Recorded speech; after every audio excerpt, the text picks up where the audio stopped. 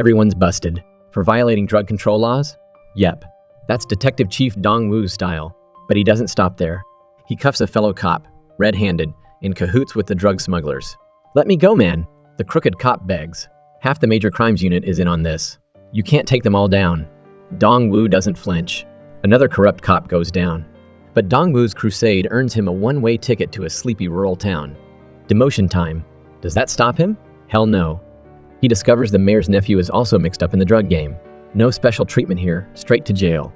The same day, his boss shows up with a special missing persons case, a big one. Trusting Dong-woo's skills, he offers him a ticket back to Gangnam's major crimes unit. Dong-woo hits the internet, digging into the case. It leads him to a top nightclub hostess. A few nights earlier, Jae-hee, the hostess, was partying when she glimpsed a chilling text on a pimp's phone. She ducks into the restroom, calls her close friend, another top hostess named Jung-hwa, and urges her to run. As soon as she hangs up, the pimps are on her tail. A terrified Jae-hee flees and vanishes. At the same time, Jae-hee disappears. Jung-hwa is snatched by the pimps. They tear through her phone but find nothing. Find Jae-hee, they order their goons. She must have it. Whatever it is, it's clearly important. Meanwhile, Jae-hee's hiding out in an abandoned amusement park.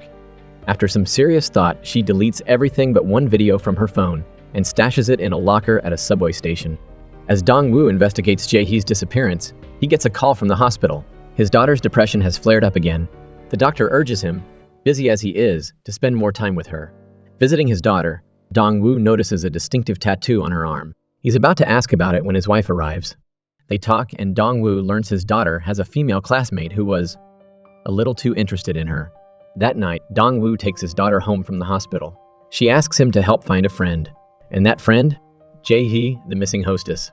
His daughter is worried sick about her. Dong-woo brushes it off. His daughter's a good kid, a straight-A student. Jae-hee works in a nightclub and lives a risky life. He doesn't want them hanging out. Then his daughter drops a bomb. I can't live without Jae-hee. And that's when Dong-woo sees it. The same tattoo on Jae-hee's missing poster. The same tattoo on his daughter's arm. Turns out, Dong-woo met Jae-hee a year ago. His daughter brought her to him. Jae-hee needed help, but Dong-woo, judging her lifestyle and assuming she was trouble, blew her off. Seeing his indifference, Jae-hee stormed out. Now, for his daughter, Dong-woo has to find Jae-hee. Back at his old Gangnam precinct, his former colleagues dig up some dirt.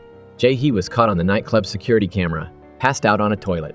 A pimp helps her out and into a car. Dong-woo recognizes the pimp, Gil-ho, a guy with connections to the cops. Both Jae-hee and Jung-ah worked for him. While on the run, Jae-hee meets with Gil-ho and learns Jung-hae-chwa's been taken. Gil-ho tells Jae-hee to lay low while he tries to find her friend. He interrogates a drug smuggler and tracks Jung-hwa to a hotel. There, Jung-hwa is brought before a group of rich young men. The leader, sporting alligator skin shoes, oozes cruelty. Gil-ho arrives at the hotel, but it's too late. Jung-hwa has been brutally murdered. A cleaner discovers the body. Then it vanishes without a trace. The drug smuggler frantically calls a famous celebrity, Jun-sel, to report the missing body. Jun-sel is furious and demands they find it. Turns out, he was the guy in the alligator shoes. On the surface, Jun-sel is a shining star, warm and friendly. Underneath, pure evil. Jung-hwa's body turns up in a subway station. Security footage shows Gil-ho carrying it there.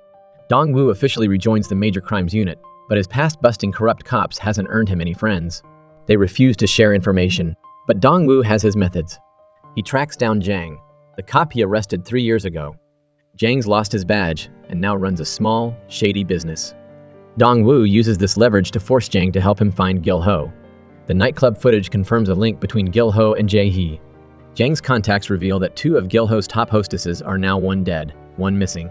Dong-woo shows Jang a picture of his daughter with Jae-hee. Bingo, it's her. Jang figures Gil-ho's probably shutting down his operation and skipping town. But Gil-ho's not running. He's protecting Jae-hee and hunting Jung-hwa's killer. That night, Jun-sel sends a thug to offer Gil-ho a deal. Hand over Jae-hee, name your price.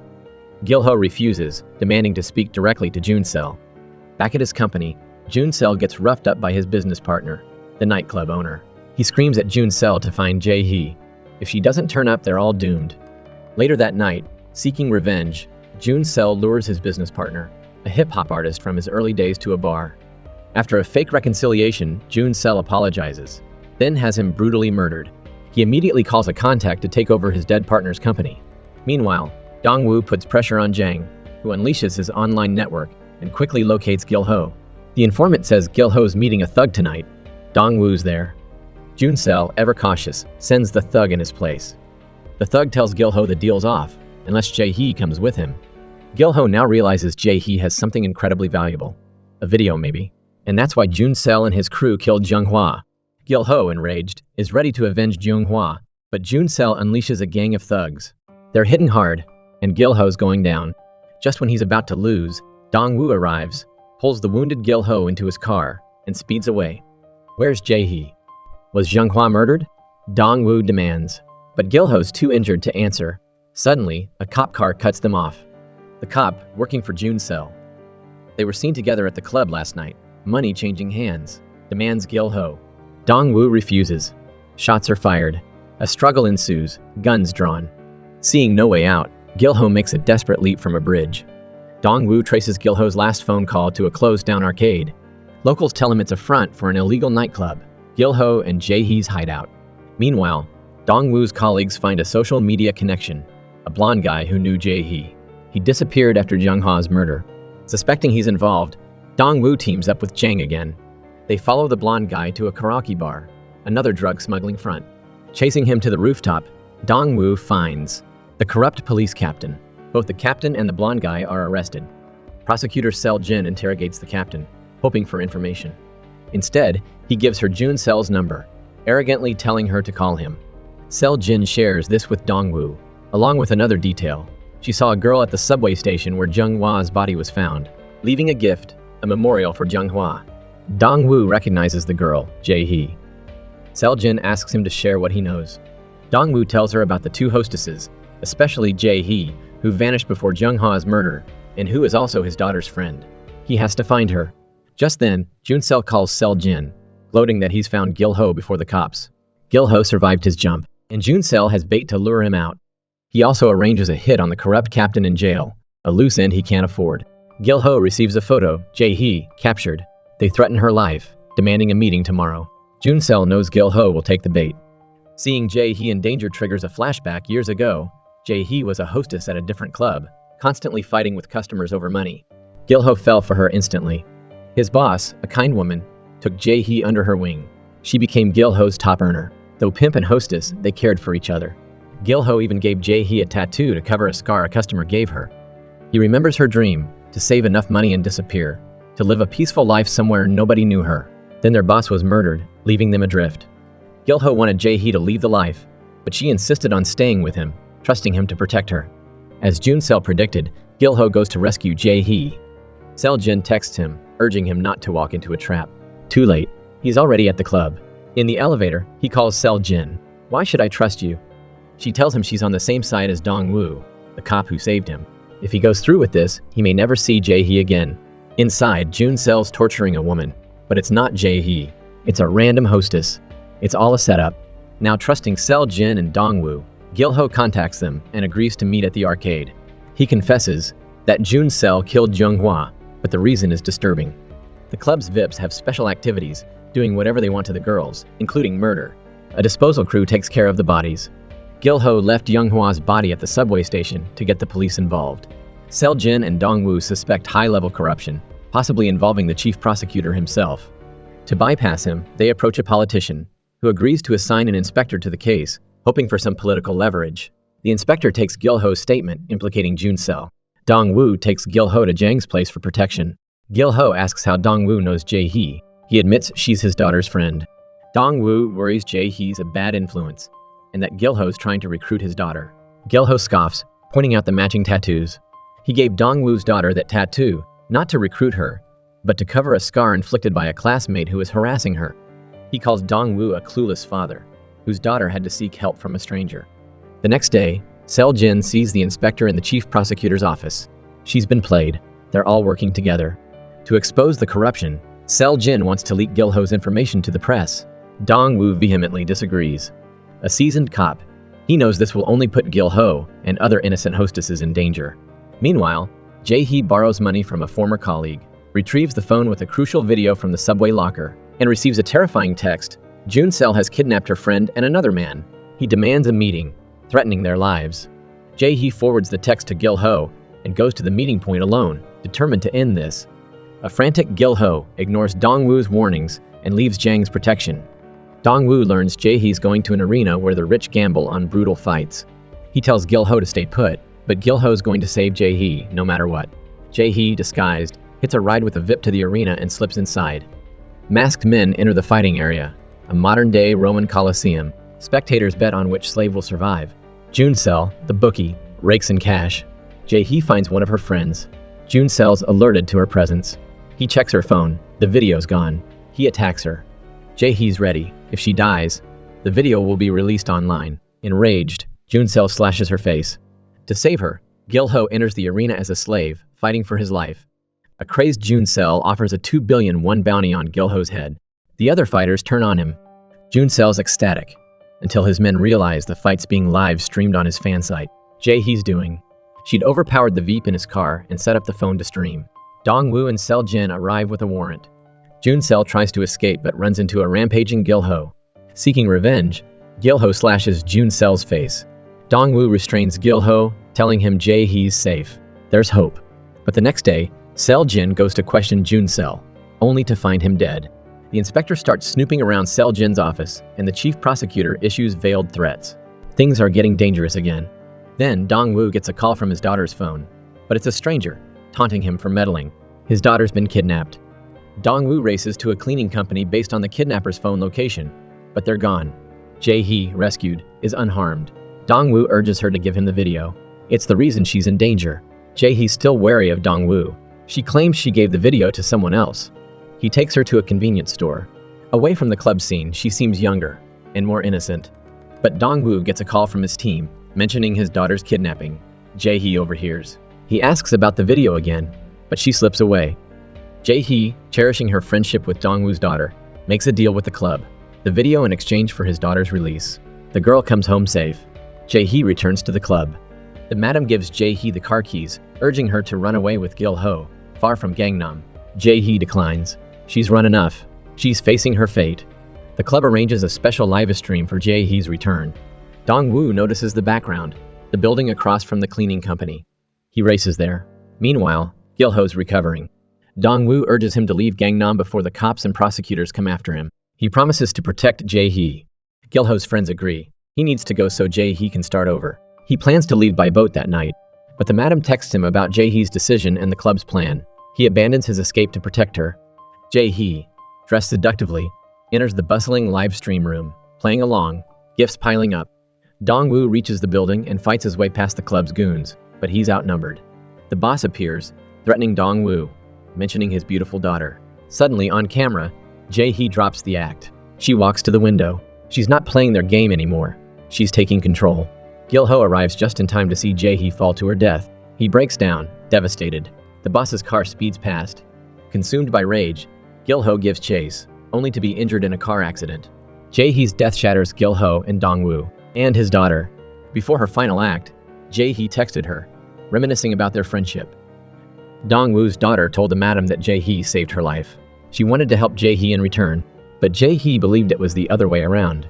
Back at school, Dong-woo's daughter was being harassed but was too afraid to fight back. That's why she got the matching tattoo. Gil-ho covered the scars left by her bullies. Jae-hee stood up for her, telling her to be strong, to fight back. And because of Jae-hee, the next time she was harassed, Dong-woo's daughter defended herself. For the first time, the day Dong-woo's daughter fought back, Jae-hee was on a rooftop, ready to end her life. Seeing the girl's newfound strength gave her strength. She tearfully recounts this in her final message, grateful for their friendship. Dong-woo's daughter sobs. Heartbroken, Dong-woo collects Jae-hee's ashes. His daughter blames him for her friend's death, and his lack of trust pushes Jae-hee to the edge. She runs away. Jae-hee left a message for Gil-ho, thanking him for his care. He vows revenge. Reviewing the Gangnam Club case files, Seo-jin finds a name, Director Choy. Junsel's phone confirms it. Choy's number is in his contacts. Realizing Choy's the puppet master, Seo-jin texts him, requesting a meeting. He agrees. Seo-jin lays out what she knows. Choy's unfazed. He's prepared for this. He respects her skills and offers her a partnership. She accepts. 3 months later, Seo-jin's been promoted. She's now the head of the anti-corruption division at the Supreme Prosecutor's office. Dong-woo's life has fallen apart. Devastated by Jae-hee's death and his daughter's disappearance, He quits the force and becomes a driver for nightclub hostesses. He cares for the girls, but it's a cover. He's searching for his daughter and investigating a new designer drug, neon. He meticulously documents his findings. He takes his neon intel to Sel Jin. Days earlier, the vice minister's son was seen using it, but Sel Jin lacked evidence. Dong-woo hopes his information will help. She coldly rejects him, telling him to stay out of it. Sel Jin's changed. Director Choy wants to build a luxury medical center, but Sel Jin's superior opposes it. This superior, a former prosecutor, climbed the ranks by protecting Choy, and now works at the Blue House as the presidential secretary. He no longer needs Choy and blocks the project. Choy learns the secretary wants a 30% cut. He tells Sel Jin to approach the mayor, the secretary's ally. Threatened with corruption charges, the mayor approves the land reasoning for the medical center. Then, on Choi's orders, Sel Jin has the presidential secretary's office raided, and he's arrested. Director Choy tasks Sel Jin with investigating the Food and Drug Safety Administration, but offers no explanation. Sel Jin discovers transactions between the presidential secretary's bank account and a pharmaceutical company. She confronts Choy. Choy reveals his true goal, not just a medical center, but a combined drug and antidote operation. Hook the rich on a drug, then offer the cure. After a few cycles, they'll need treatment at his medical center. A perfect scheme to drain their fortunes. He wants control of the FDA to monopolize the ingredients and legitimize the drugs. Dong-woo's still searching for his daughter. Her social media account shows recent activity. She's in Gangnam. He contacts her online, but she tells him to stop looking. He discovers her location pings coincide with Nay on sightings. She's involved. He tails the club madam, hoping for a lead. But Gil-ho intercepts him and punches him without a word. Dong-woo broke his promise to protect Jae-hee. Gil-ho doesn't trust cops anymore. He tells Dong-woo to stay out of his business. The madam tells Gil-ho that Jae-hee chose to die. He refuses to believe it, demanding information about the neon supplier. He wants revenge. Days earlier, Gil-ho firebombed a club's latest drug stash, learning about neon. Dong-woo, now working as a driver, gets a tip, a party celebrating Neon's official launch. He arrives. It's a school, transformed into a nightclub, pulsing with music and bodies. He spots his daughter. She's dressed provocatively, like a hostess. He calls out and begs her to come back, but she ignores him. He chases her, only to be hit by a car driven by one of the club's thugs. They drag him into their car. Another vehicle slams into them. The thug recognizes the driver. Gil-ho, out for revenge. Gil-ho rescues Dong-woo from a group of thugs. Just as they're about to cause more trouble, police sirens scare them off. Gil-ho takes Dong-woo to safety. Dong-woo explains that his daughter is being forced to work at a bar, but Gil-ho is indifferent, even cruelly telling Dong-woo to experience the pain of losing a loved one. After Gil-ho leaves, Dong-woo asks a bar hostess for the madam's contact information, hoping she'll release his daughter. However, the madam saw Dong-woo's daughter refuse to leave with him and refuses to help. Desperate, Dong-woo asks the hostess for the thug's location. Arriving at their hideout, he's surprised to find Gil-ho there too, seeking revenge for Jae-hee. Gil-ho calms down and tells Dong-woo that Director Choy is the mastermind behind everything. Suddenly, a thug attacks Gil-ho. Gil-ho overpowers him, but the thug manages to flip a switch, revealing the scene inside a glass-walled room opposite them. Dong-woo and Gil-ho see it's filled with alcohol, soft drinks, and flour, clearly not for anything good. Elsewhere, the kind-hearted madam urges Yi-sel, Dong-woo's daughter, to go home. Yi-sel refuses.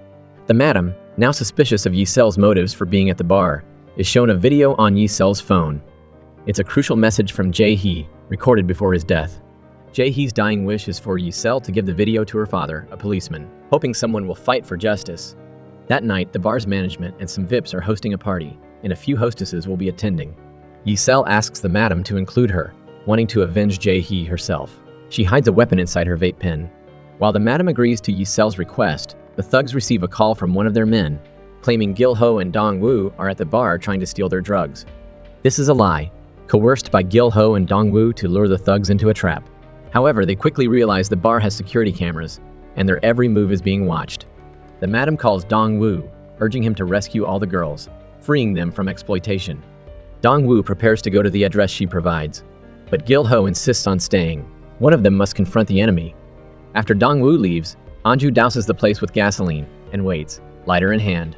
The thugs arrive, not with weapons, but with fire extinguishers, and charge at him. Gil-ho is in serious trouble. Meanwhile, the madam makes her move, knocking out one of the thugs with a bottle. The madam breaks the news to the girls. The party's cancelled. But the thugs, tipped off, not only identify Dong-woo's daughter, Yi-sel, but also viciously attack the madam. They abduct Yi-sel and the other hostesses. Dong-woo arrives to find the horrific aftermath. The madam is already dead. In a stroke of luck, the madam, in her final moments, managed to give Dong-woo a small, unassuming cloth doll, a birthday gift he'd given Yi-sel years ago. Hidden inside a tiny pocket of the doll is a memory card. It contains a video, crucial evidence that Yi-sel, fearing the worst, had entrusted to the madam for her father.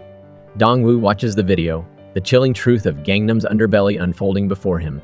The bar, it turns out, is working hand-in-hand with corrupt high-ranking officials in the prosecutor's office. They're using the hostesses as human guinea pigs for drug trials. The video shows a hostess being injected with a substance, a live experiment to test an antidote's effectiveness. Jae-hee, serving drinks, secretly filmed the whole thing. Dong-woo immediately sends the video to his junior colleague, instructing him to take it to a research facility for analysis. The drug trials instantly trigger a connection in the junior colleague's mind, Prosecutor Seo-jin. He tells Dong-woo that, as instructed, he's been keeping tabs on Seo-jin and recently saw her visiting a pharmaceutical company. Armed with this new lead, Dong-woo heads to a location Seo-jin frequents, hoping to find answers. There, he runs into one of Seo-jin's colleagues. The colleague reveals everything to Dong-woo. Seo-jin's cooperation with Director Choy was a ruse. Her real goal was to gather information on him. By gaining his trust, she infiltrated his inner circle and uncovered critical evidence. She learned that Director Choy, the deputy minister, the mayor, and others are colluding with the pharmaceutical company. They're running a scheme where they intentionally make people sick, then administer the antidote for profit. Armed with this knowledge, Dong-woo contacts Seo-jin, revealing his daughter's presence at the party and promising to share Jae-hee's video evidence. In return, he asks Seo-jin to stall for a time at the party. She agrees. At the party, Director Choy, the mayor, and other high-ranking officials are present. To Seo-jin's surprise, the former Minister of Justice, whom she'd previously arrested and who is now the Blue House Secretary, a powerful position, is also there. It becomes clear that Director Choy and the Secretary are not enemies. Their earlier conflict was staged to test Seo-jin. With no other choice, Seo-jin continues the charade, distributing project contracts. Director Choy opens the glass-walled room, revealing the girls who are about to become test subjects, including Dong-woo's daughter. He calls in a team of doctors and orders them to administer the drugs and antidotes. The injected girls suffer adverse reactions. One even vomits blood and dies. Director Choy, unfazed by the death, continues the experiment. Seeing that Dong-woo's daughter is next, Seo-jin interrupts, insisting the officials sign the contracts first. This temporarily halts the experiment. However, after reviewing the contract, the secretary is unhappy with the profit distribution. He complains that Director Choy is taking the lion's share, leaving the officials with only a small portion. Meanwhile, the injured Gil-ho is loaded into a car by the thugs, but he's not done yet. He escapes from the trunk and attacks his captors. He then makes his way to the pharmaceutical company where the party is being held. Coincidentally, after seeing Seo-jin's intel, Dong-woo also arrives at the company, which is Director Choi's headquarters. He's quickly surrounded and attacked by men in black. Outnumbered, he's saved by Gil-ho, who sets a fire as a distraction, allowing Dong-woo to escape. While Gil-ho fights off the thugs, Dong-woo sneaks inside, searching for his daughter. More men in black surround Dong-woo. He reveals the video Jae-hee recorded, the one Director Choy fears most, to all the officials present. After watching it, they refuse to sign the contracts. Fearing exposure, the secretary and the other officials demand that Director Choy delete the video, renegotiate the profit split, and then they'll reconvene. Director Choy, however, rashly orders his men to kill the secretary. Witnessing this, the terrified officials sign the contracts and flee. Outside, Dong-woo and Gil-ho are battling the thugs. Seeing them closing in, Gil-ho activates a rolling shutter door, separating himself from Dong-woo and telling him to protect his daughter. Alone, Gil-ho is brutally beaten by the lead thug and nearly killed. But fueled by his desire for revenge, he manages to turn the tables. Inside, Director Choy, undeterred, calls for the last remaining girl who hasn't been injected, Yi-sel, Dong-woo's daughter. She hides her identity and pretends to obey him. But Director Choy already knows who she is. Seeking revenge, Yi-sel attacks him with the weapon hidden in her vape, but only manages to injure his arm.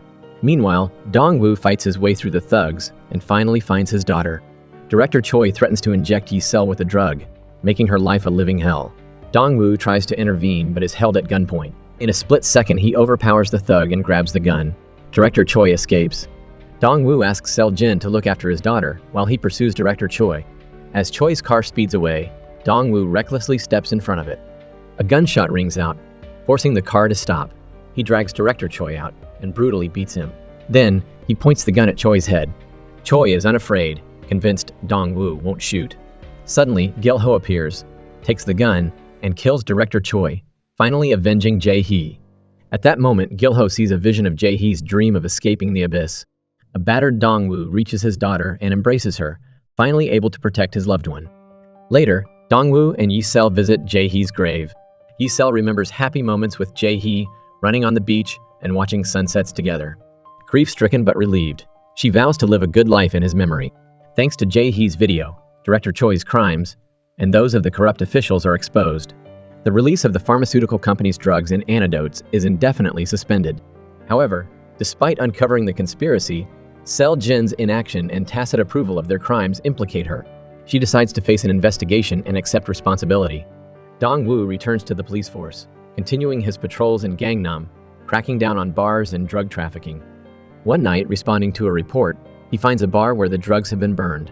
He chases the arsonist outside and sees Gil-ho disappearing into the crowd. Gil-ho glances back, but Dong-woo lets him go, knowing Gil-ho is fighting crime in his way. Dong-woo gets into his car, his gaze now resolute and fearless. And that's the end of the movie. Thank you for watching. Don't forget to like and subscribe for more great movies. See you in the next review.